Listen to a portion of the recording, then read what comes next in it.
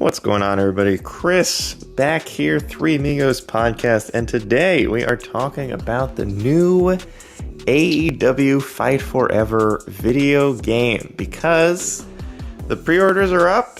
They just posted some screenshots, and more importantly, they posted some actual gameplay of how the game is looking. Now, full disclosure, Frankie and I saw gameplay a while ago and just absolutely torched this game. It looked bad, the character models looked bad, the gameplay looked really choppy, and just like stuff that you probably shouldn't even be showing off just because it did not look good at all. I think maybe you can sugarcoat this if you're saying like this is their first game. It's going to take a little while for them to kind of get their feet under themselves, but it just looked not good. It looked like a mobile game. I mean, they've already said they're not going to compete with WWE 2K, but it's not a great look when a lot of the creator wrestlers in 2K look infinitely better than the actual versions of themselves in the AEW game. Now, that being said, this new gameplay that they showed off, I think, looks really, really good. I mean, I still think graphically they are stuck in this awkward in between of sort of like what the graphical style originally was supposed to be, and then people saw it and complained, and so they sort of changed it, and now it's like kind of stuck in between. But it looks better, right? Okay, so it does look substantially better than it did when they showed us that weird Kenny Omega trailer with like Chris Jericho, and it just didn't look very good, and they could have stuck with it, but hey, they listened to the fans. This new gameplay specifically looks way smoother. It is such a step up from what they had showed us before. It does not look choppy. I don't know if this is running in 60 FPS. I would assume at least the next gen versions of the game. I mean, the game is set to come out on PS4, PS5, all the Xboxes, and Switch. So I would assume some of those are going to be running at 60 FPS. 4K, 1080, I don't really know. I'm not sure you want a game like this in 4K because that might point out just some of the textures and character models maybe don't look the best in that sort of definition, specifically the hair. But a lot of the screenshots they showed looked really good. They had one of Mox and Hangman Page in a ladder match. I thought the ladder specifically looked really good, even though maybe that's a weird thing to point out, but I thought they did a good job with that. The crowd, look, it's whatever. The crowds in WWE games have looked not good for like 20 years, so we're not going to really dock them for any of that stuff. But the gameplay looks really solid. I think that it definitely looks fun. It's a full like arcade style game. They do have some mini games in there. One of them was in the baseball stadium, which some people, we originally thought maybe there's a chance that the Stadium Stampede match option is in this game, even though that would be seemingly a massive undertaking to make that work. And we don't know what kind of budget or constraints they're using that they have for this game, at least for the first one. So there's some mini games in there. I'm going to be honest. I think a lot of people are probably going to buy this game because they want to wrestle. They want to play against their friends. They want to do like, crazy 4-8 person matches. We don't really know how many person matches are going to be in this game. They did announce some match types, one of which obviously stood out. It was the exploding barbed wire death match. Now, here's hoping that in the game, that match actually works, because when AEW tried it in real life, it was a disaster, and Eddie Kingston seemed to pass out from pure embarrassment. I'm not really sure. He was protecting Jon Moxley from, I guess, taking too much embarrassment. I don't know, but that was pretty hilariously bad. One of the few missteps AEW's made over the last couple of years. But if that match in the game looks, insane and the whole fucking ring just explodes, that would be pretty sick. And it's an arcade game, so they can obviously do more with that concept in the video game than they might be able to do in real life. They had some of the more, normal match types. One of the things that's kind of a bummer is that, WWE sort of owns the trademark to some of the more fun matches. Like, Royal Rumbles and Elimination Chambers and Hell in a Cell, that sort of stuff. So I'm hoping that they're going to be able to put their own spin on some of that. Some of those types of matches, we have seen the Blood and Guts match a couple of times. There's a chance that hopefully that makes it into the game, because that could sort of mimic Hell in a Cell. And could be a lot of fun to finally see that match. Look, there's one specific match type which I don't think is too much to ask for, and I have been hoping that this winds up in a video game again at some point, because I think it was in the earlier SmackDown vs. Raw games. Special guest referee. I don't understand how this is a match type that has just been completely forgotten.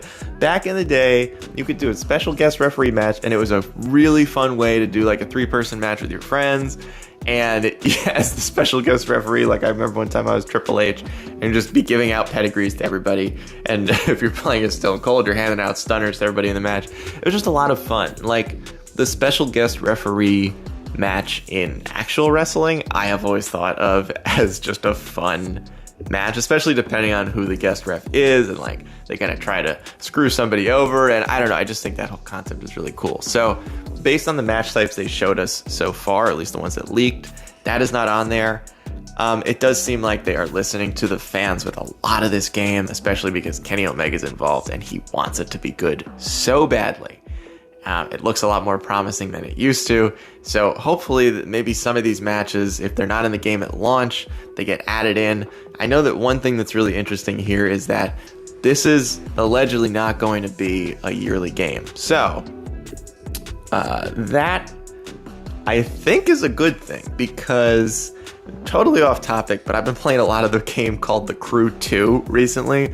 And that game came out 4 years ago, but they have been supporting it every single year since then, and it's still getting new content now, and some of it's paid and some of it you can earn in-game currency. But I think like that strategy with a game like this that maybe has a slightly lower budget than a 2K game, can't really afford to be making a new game every single year and marketing and all of that. I think it could work if they are just adding to the game every few months maybe. I mean, AEW pay-per-views are every few months, so seemingly that could be a good way to keep the game updated. They could maybe update character models or put them in as alternate attires.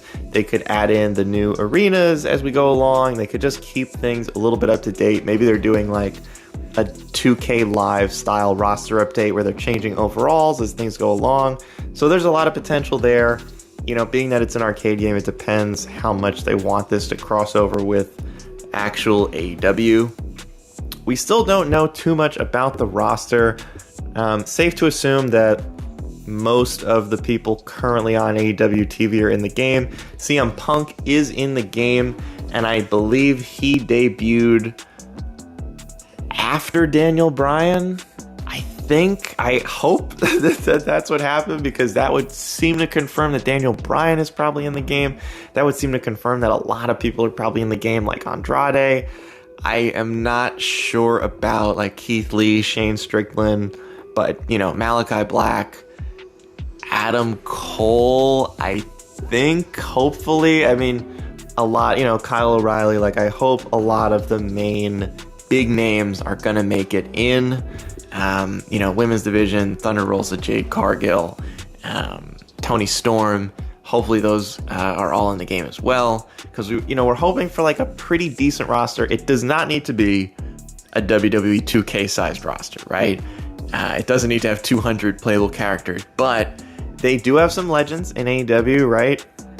They have Christian, they have Mark Henry, Big Show, could all be in the game. Christian actually wrestles. I think Mark Henry and Big Show are more behind the scenes, but they could be in the game as like unlockable legends. They obviously don't have as many as WWE 2K, but the ones they do have are pretty cool. Mark Henry had a great final run. Big Show is always a lot of fun, just because he's so tall. How could you even eliminate Big Show from a Royal Rumble to begin with? He's so tall. How are you going to get him over the top rope? So they do have some legends to pull from. I'm excited to see what the title belts look like in this game. And, it's up for pre-order. So the game, according to Kenny Omega and according to, the pre-order listings, even though they give you that default December 31st, 2021 or 2022, Scheduled to come out this year. Still don't really know when. You could probably cross November off the list because that's the same month that Pokemon and God of War come out. So unless you want your game to do really badly, you definitely cannot have it come out in November. Maybe October. There's not really anything major coming out in October. I know Call of Duty is skipping this year, so you kind of have an opening there, or December. The price point, $60. I don't know. I think, they're pricing it there because they want it to be perceived as, they want to be taken seriously, right?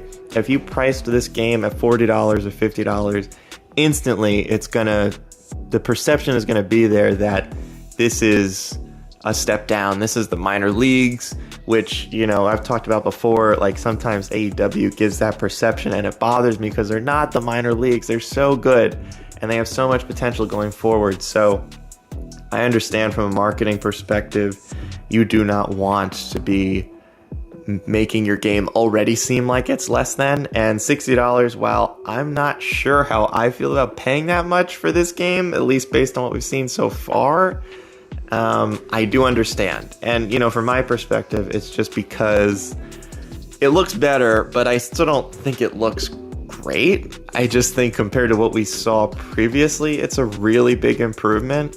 But there is a lot of potential. I think that a game like this has the opportunity to maybe go in directions that 2K doesn't go in anymore, or that the WWE games haven't gone in since like SmackDown vs. Raw and No Mercy and all those games back in the day. So if they can bring back some of these classic match types and just like some of the nostalgic feel of some of those older wrestling games, that could be a huge W. And I can totally understand people being excited for this game. Also, Orange Cassidy, oh my god, it's gonna be so much fun. Pac is gonna be in this game. Miro, they're just like, they have such a good roster, and like potentially, right? We don't know if this could happen, but they do have a working relationship with New Japan. So if you're telling me maybe we get a New Japan pack down the line with like Okada and Tanahashi, that would be really, really cool to see. AEW does have, a decent relationship with Impact as well, so maybe we could get some guys from there. It would be cool if this could be a vehicle to expand who can be in these wrestling games, because, 2K, this particular game happens to have a lot of AEW talent in it that they just didn't take out. But going forward, they're not going to have guys like Keith Lee in the game, Cesaro. They're going to lose a lot of talent going forward. So AEW is going to get those guys in their game, and then because of their relationships, maybe they can add in guys from other promotions that they have a good relationship with. That would be really, really cool to see.